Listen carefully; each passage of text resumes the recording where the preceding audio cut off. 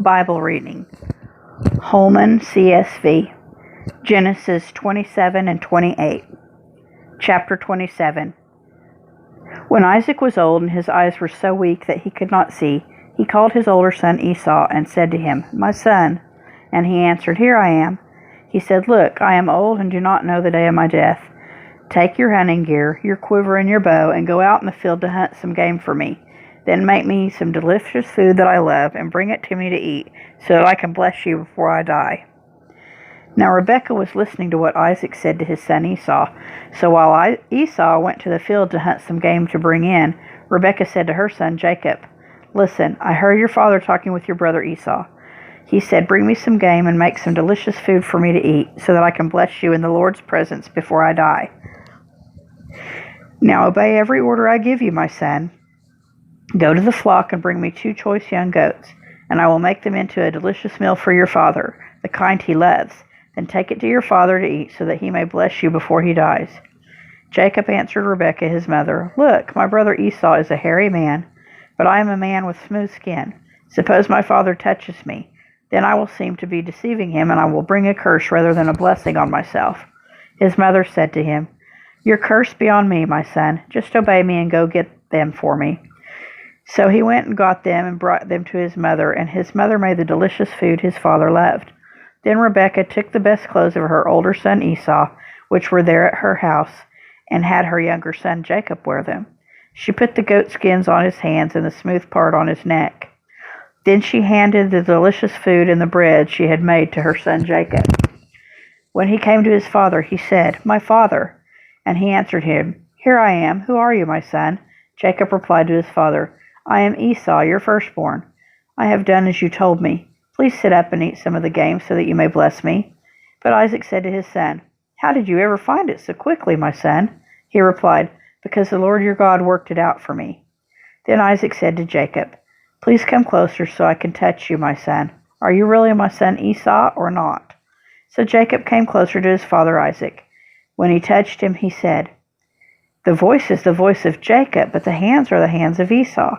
He did not recognize him, because his hands were hairy like those of his brother Esau. So he blessed him. Again he asked, "Are you really my son Esau?" And he replied, "I am." Then he said, "Serve me and let me eat some of my son's game so that I can bless you." Jacob brought it to him, and he ate. He brought him wine, and he drank. Then his father Isaac said to him, "Please come closer and kiss me, my son." So he came closer and kissed him. When Isaac smelled his clothes, he blessed him and said, "Ah, the smell of my son is like the smell of a field that the Lord has blessed. May God give to you from the dew of the sky, and from the richness of the land, an abundance of grain and new wine. May people serve you and nations bow down to you. Be master over your brothers. May your mother's sons bow down to you. Those who cursed you will be cursed, and those who bless you will be blessed." As soon as Isaac had finished blessing Jacob,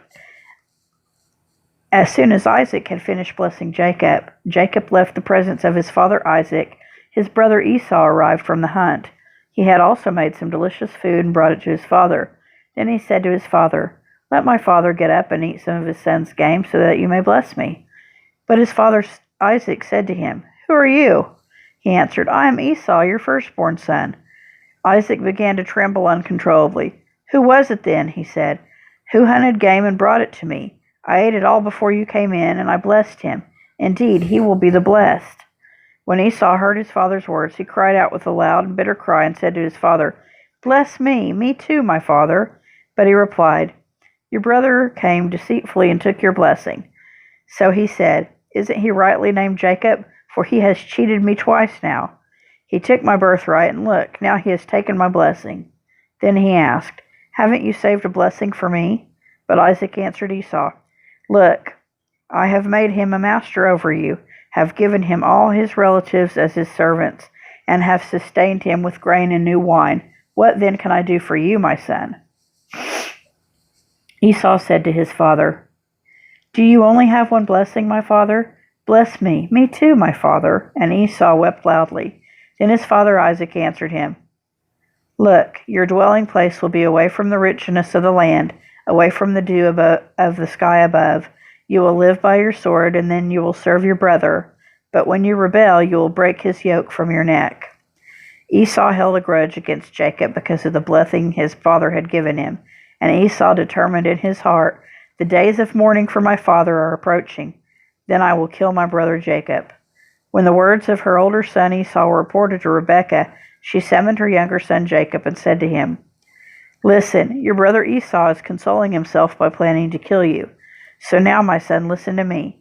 Flee at once to my brother Laban in Haran, and stay with him for a few days until your brother's anger subsides, until your brother's rage turns away from you and he forgets what you have done to him. Then I will send for you and bring you back from there. Why should I lose you both in one day?" So Rebekah said to Isaac, "I am sick of my life because of these Hittite women. If Jacob marries a Hittite woman like one of them, what good is my life?" Chapter 28. Isaac summoned Jacob, blessed him, and commanded him, "Don't take a wife from the Canaanite women.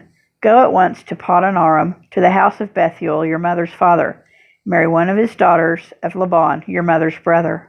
May God Almighty bless you and make you fruitful and multiply you, so that you become an assembly of peoples. May God give you and your offspring the blessing of Abraham, so that you may possess the land where you live as an alien, the land God gave to Abraham." So Isaac sent Jacob to Padan Aram, to Laban, son of Bethuel the Aramean, the brother of Rebekah, the mother of Jacob and Esau. Esau noticed that Isaac blessed Jacob and sent him to Padan Aram to get a wife there. When he blessed him, Isaac commanded Jacob not to marry a Canaanite woman, and Jacob listened to his father and mother and went to Padan Aram. Esau realized that his father Isaac disapproved of the Canaanite women, so Esau went to Ishmael and married, in addition to his other wives, Mahalath, daughter of Ishmael, Abraham's son. She was the sister of Nebaioth. Jacob left Beersheba and went toward Haran. He reached a certain place and spent the night there because the sun had set. He took one of the stones from the place, put it there at his head, and lay down in that place. And he dreamed. The stairway was set on the ground with his top reaching heaven, and God's angels were going up and down on it. The Lord was standing there beside him, saying, "I am the Lord, the God of your father Abraham and God of Isaac. I will give you and your offspring the land that you are now sleeping on. Your offspring will be like the dust of the earth, and you will spread out toward the west, the east, the north, and the south. All the peoples on earth will be blessed through you and your offspring. Look, I am with you and will watch over you wherever you go. I will bring you back to this land, for I am not leave until you have done what I have promised you." When Jacob awoke from his sleep, he said, "Surely the Lord is in this place, and I did not know it." He was afraid and said, "What an awesome place this is. This is none other than the house of God. This is the gate of heaven." Early in the morning, Jacob took the stone that was near his head and set it up as a marker. He poured oil on top of it and named the place Bethel, though previously the city was named Luz.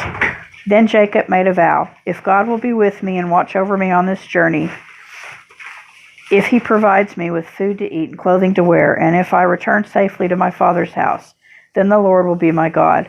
This stone that I have set up as a marker will be God's house, and I will give to you a tenth of all that you gave me."